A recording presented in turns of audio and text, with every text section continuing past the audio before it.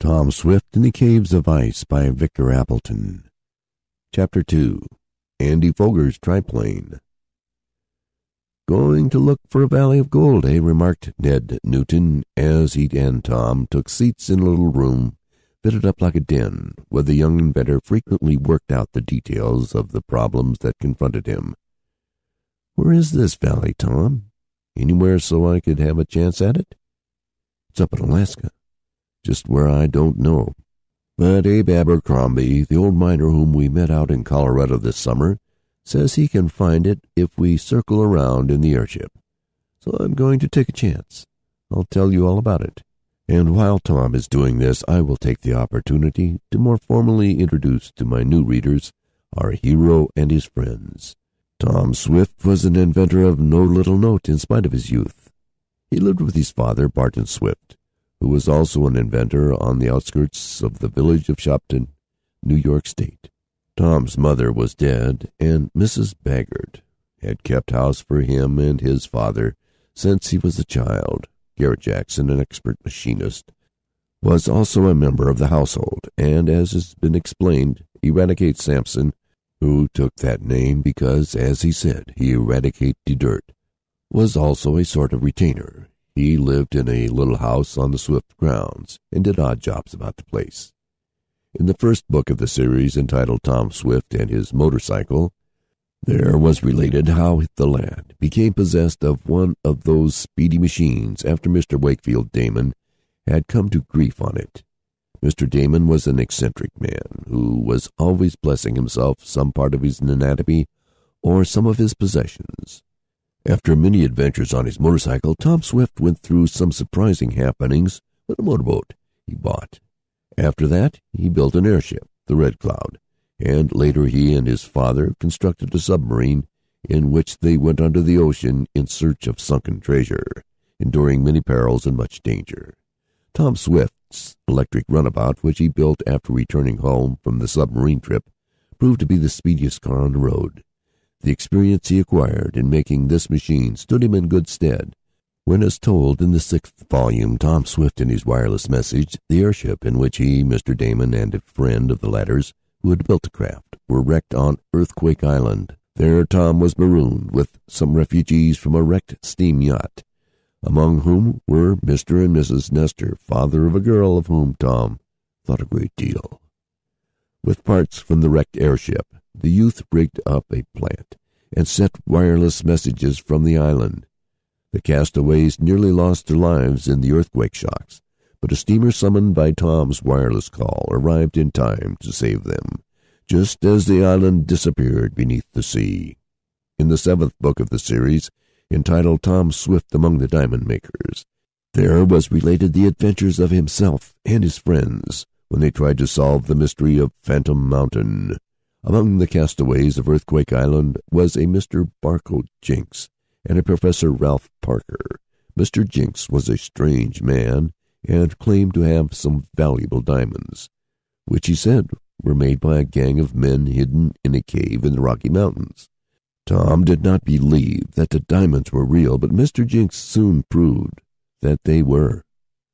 He asked Tom to aid him in searching for the cave of the diamond makers. Mr. Jenks had been there once. In fact, he had been offered a partnership in the diamond-making business, but after he had paid his money, he had been drugged and carried secretly from the cave before he had a chance to note its location. But he, together with Mr. Damon and the scientist, Mr. Parker, who correctly predicted the destruction of Earthquake Island, set out in the Red Cloud to find the diamond makers. They did find them after many hardships and were captured by the gang.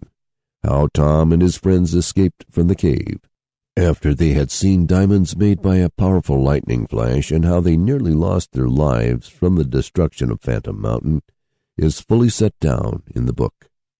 Sufficient to say that, though they had a general idea of how the precious stones were made, by the power of the lightning, the young inventor and his friends were never quite able to accomplish it, and the secret remained a secret. But they had secured some diamonds as they rushed from the cave, Mr. Damon grabbing them up, and these were divided among Tom and the others. Just as they were ready to come home in the airship, our friends were met by an old miner, Abe Abercrombie, who spoke of a valley of gold in Alaska, which was the story Tom related to Ned Newton as the two chums sat in the den of the airship shed. "Then you don't know all the details about the Gold Valley, Tom," remarked Ned as the young inventor showed his chum the letter that had just arrived. "No, not all of them. At the time this miner met us, I was anxious to get back east, for we had been away so long I knew Dad would be worried.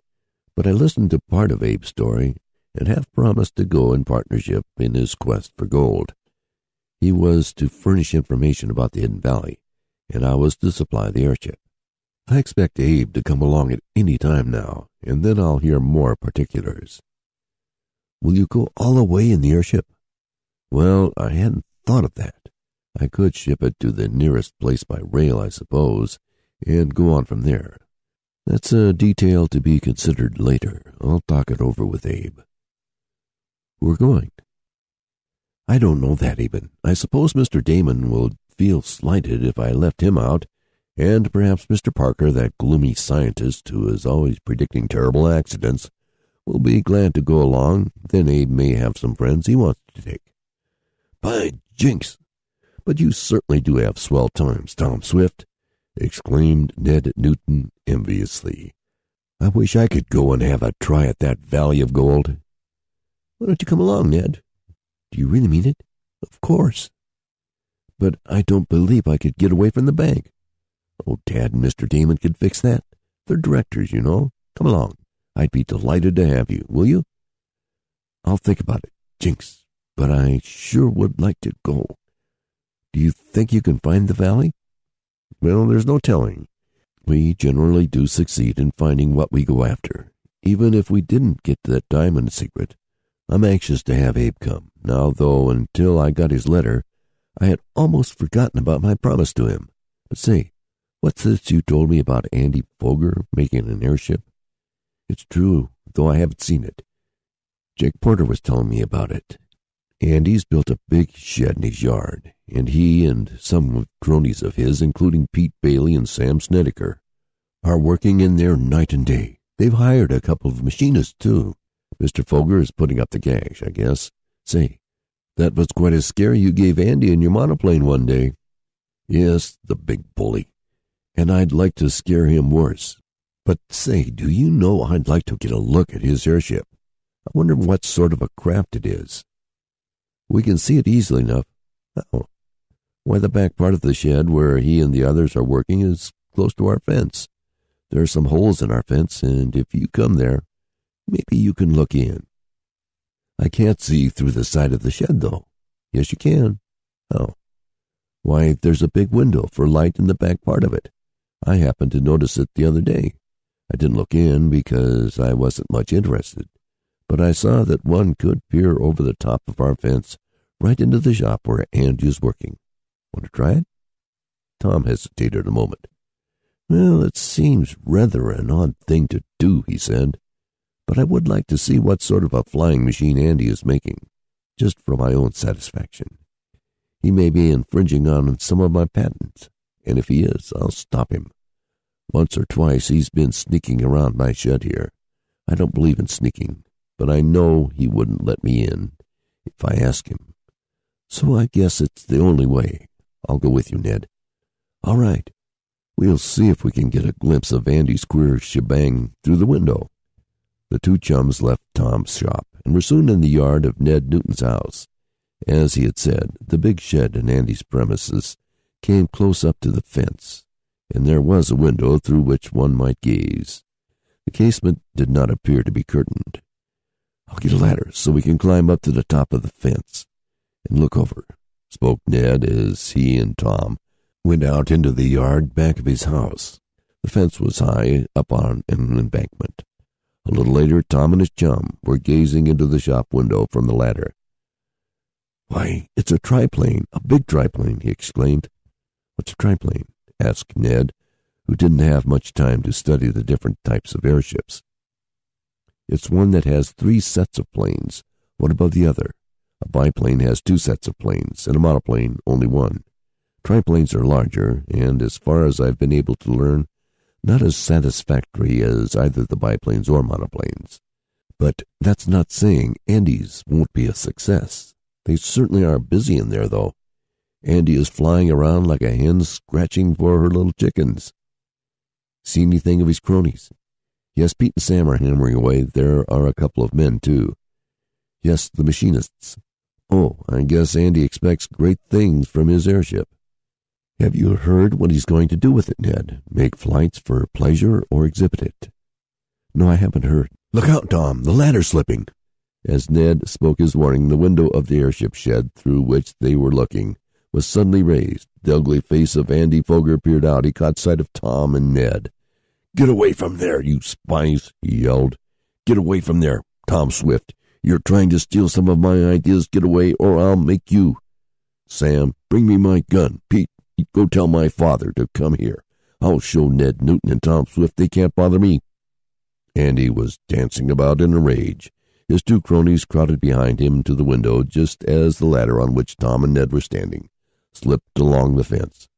Jump, Ned, yelled Tom Swift as he leaped away to escape being entangled in the rungs. The young inventor came to the ground with a jar that shook him up considerably, while Ned, who had grasped the top board of the fence, remained hanging there by his hands, his feet dangling in the air. Whack his fingers, Andy, yelled Pete Bailey. Get a long stick and whack Ned's fingers. That'll make him drop off. Tom Swift heard and labored desperately to raise the ladder to enable Ned to get down, for his chum seemed to be afraid to drop. End of Chapter 2.